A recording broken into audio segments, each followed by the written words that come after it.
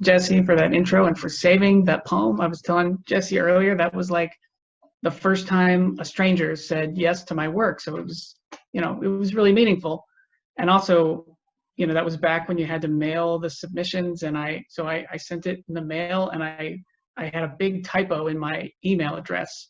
So then the people at Cutthroat had to like really work to, I was making it hard for them, but they put in the effort and found me somehow and got it published. So I appreciate that. And I'm going to read it tonight and maybe explain the silly title. So, wow. And I'm following Latasha. That's, I loved your work. That's a hard act to follow. And I just appreciate that I'm even here and that you asked me to join you. Okay. So I've got a few poems. I write some poetry and some fiction. I'm mostly going to read some poems and maybe if I have time, a little short fiction piece. This first one is called Left Eye. When I was maybe 10 years old, I almost went blind and I had a big eye infection. I was in the hospital for like 3 weeks. And it was so kind of a influential time in my life. And this is sort of about that. Left Eye. A little prophet, young Tiresias, baptized his pupil, dilated and green. His eye captures all light through the mucous membrane, casts tea leaf visions that he'll scream out every half hour, begging the nurse to withhold the cold, slimy medicine, explaining that blindness isn't a curse, the telepathic nature of children, how his optic nerves entwine the future. They nod, wipe his forehead, and pry his lids, to dump grit and chemical filth over the myths of healing, what they take, not give. But he smiles as they blow out the lights, clean his memories like church organ pipes. Okay, this next one is called Green Boy. It's actually about an ex-boyfriend, and he had a lot of plants in his apartment. His whole apartment was like full of plants, and it's about the nicest thing you could say about him. So this is Green Boy. I wonder if you knew how to grow ferns when you were 9. If your parents taught the essence of their weed back then, such a way with plants, something a person is born with. The walls of your apartment are made of glass, air thick with the traffic of moths. The bed is a jungle, hidden beyond broad leaves. Some nights you give up searching, drape yourself across the branches. The great ferns coo and whisper, feel your skin on theirs, smell the nutrients inside you they wish they could dig out. It doesn't matter. You'll take care of them, with more water and tender dusting than I ever received. A plant is its own reward. Okay. Let's see. Okay, now I want to read that poem that Jesse thankfully saved from oblivion, Pedophiles with Pianos. So a little explanation about that title. So I grew up as my dad was like a Baptist minister for most of my childhood, and it's kind of a thing, like the preacher's kid often goes crazy or like leaves the church. And I think it's because they like see behind the curtain, they see like these like little political infighting and backstabbing and sort of compromised choices that are in direct opposition to the morality that you see, that's presented, I guess, to everybody else. So when I was younger, there was this church that I was at, and there was this guy who worked there who was caught with some child pornography, but he also happened to be like the greatest piano player that I've probably ever heard, in person. So, there was a lot of excuse making, and sort of slowly they just sort of were like, let's just keep him. So this poem is sort of like in the voice of some of those church officials who are sort of talking themselves into exploring why they want to keep this guy. Okay, this is Pedophiles with Pianos. A man likes his hands, requires their stimulus. He with so much to love, to give, much to feel. No such trauma for an instrument of pleasure. A responsive partner, tickled at every twitch, he'll spin his frustrations, thrusting his hands on a black and white world. An invisible tapestry, magnificent crescendos bouncing around spaces, rushing wind, and I think about flying. I wonder what he thinks about. We're all better off. His misdirected passions, too beautiful to hear, too painful to not.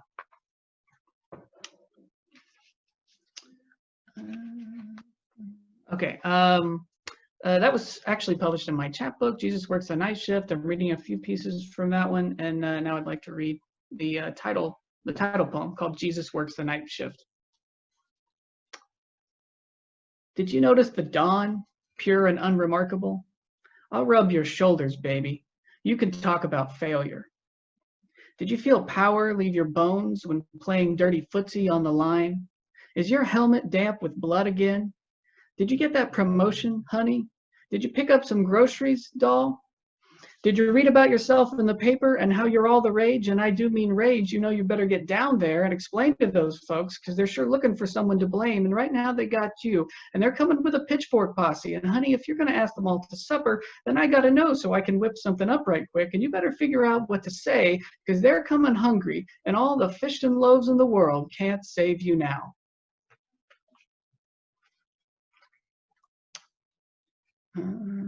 Okay.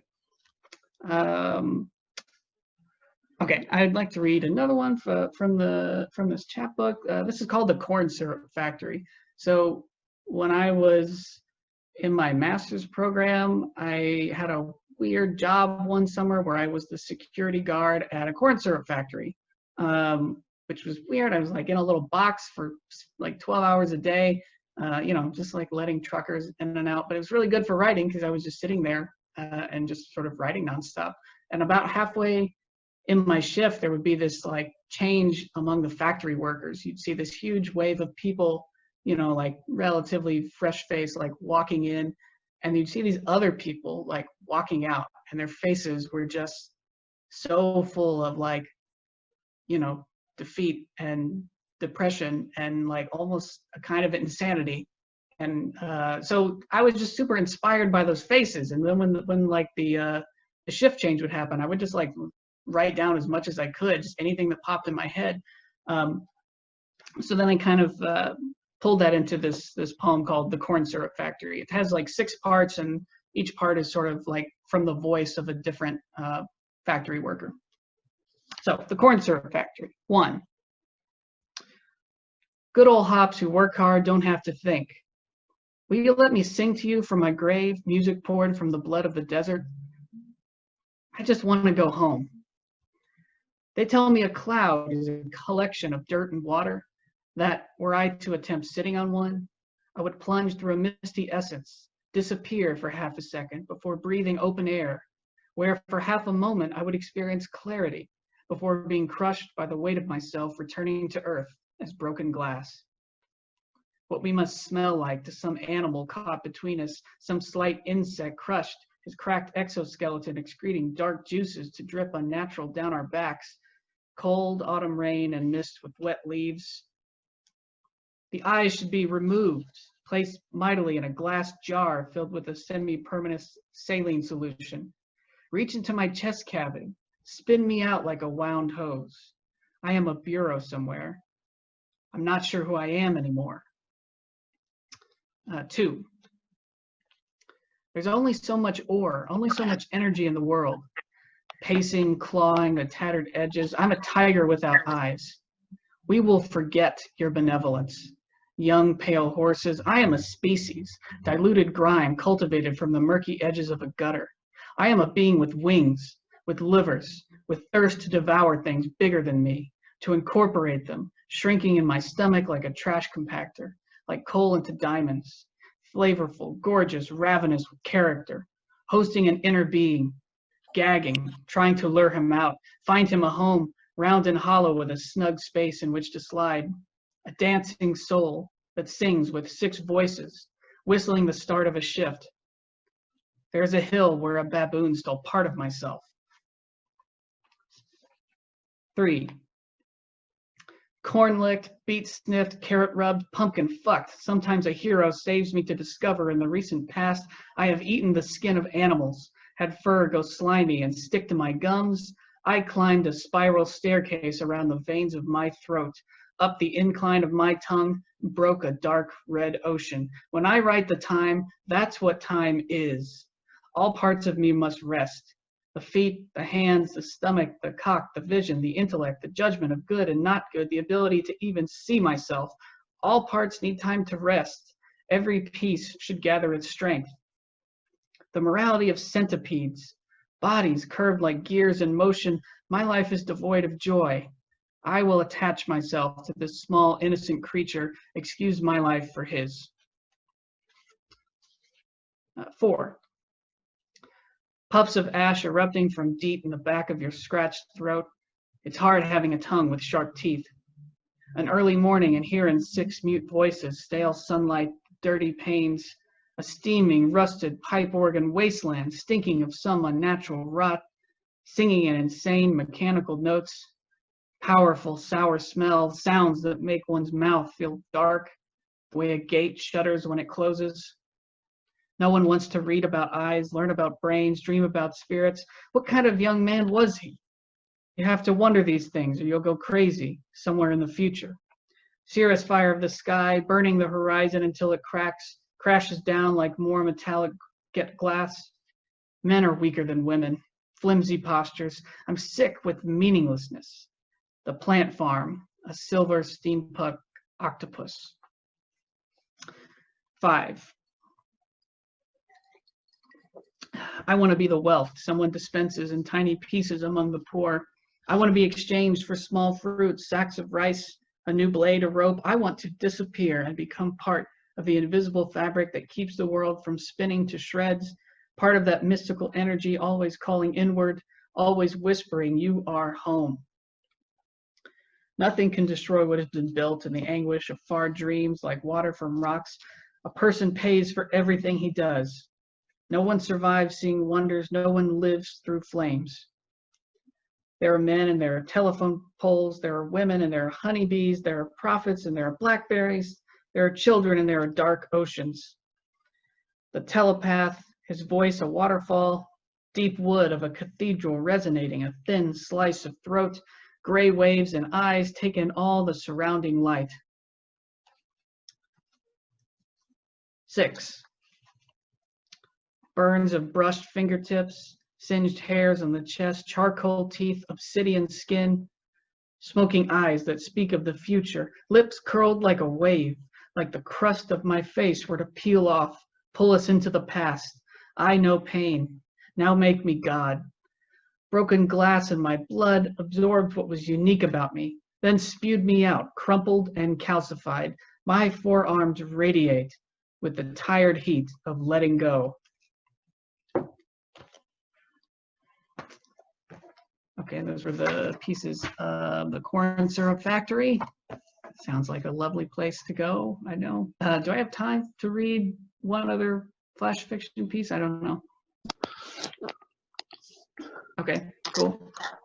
Thanks. Yeah, do it. Yeah, no problem, Caleb. Do it, man. This is called Branson. I grew up in Missouri, and Branson is like there's like a little like vacation place that it's like a weird vacation town anyway in Missouri. So Branson. I am a caring mother. My children are grateful for me, so grateful they ran off to Afghanistan. They thought I'd be mad, but I just threw my head back and laughed, drove down and had a wild time in Branson.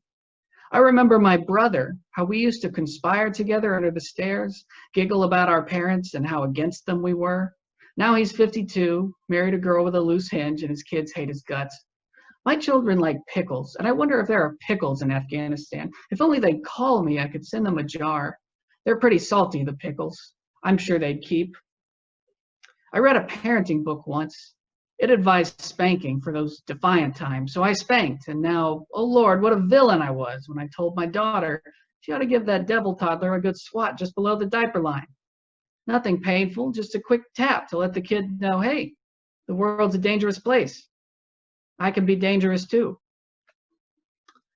How do they handle all that dust? I bet it smears their clothes, coats their eyelids, and changes the color. It always looks so red over there on TV. I wonder if my children will come home with red eyelids. My neighbor Beth has good kids. They all stuck around within a half-hour's drive. One son's a deacon and a state trooper, but their house took a heap of damage in that tornado last year, so how good could they be?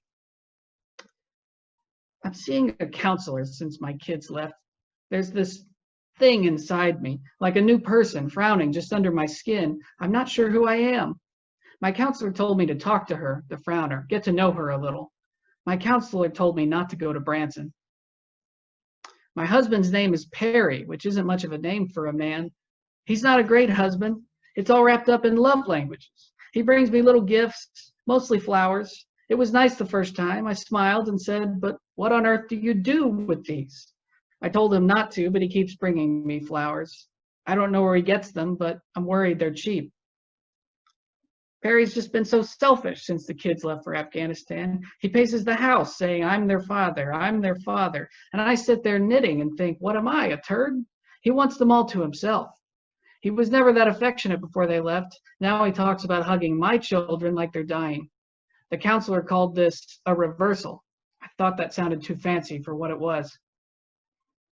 You ask anybody around town if I love my kids, and they always loved me back. As kids, they were cuddlers, burrowed their noses right up to my cheek. Now they stand across the room and stare me down with those acid eyes, blame me for petty nothings I said years ago. It really changes your perspective on things. My counselor asked me to elaborate on that, but I didn't know what to say. He's a real fool sometimes. My kids will be all right. They will return to me. They're in the midst of chaos, but God has plans for them. Ever since I bounced them on my weak knees, I knew they were destined for greatness. God was going to walk through them and leave a little bit of himself behind. Those plane people don't let you bring pickles in the jar. They don't like the glass. I wonder if that's a terrorist thing. Imagine some terrorist taking out a jar of pickles, slamming it against the luggage, you'd never get that juice out, and rampaging through the cabin with the shards. Could you slit someone's throat with a broken pickle jar? My counselor wouldn't want me thinking about that. I don't know what they're doing over there. They told me, humanitarian something or other. I don't quite believe them. They can be sneaky like that, my children. They're just too focused. They get it from me, so really, I blame myself. Thank you.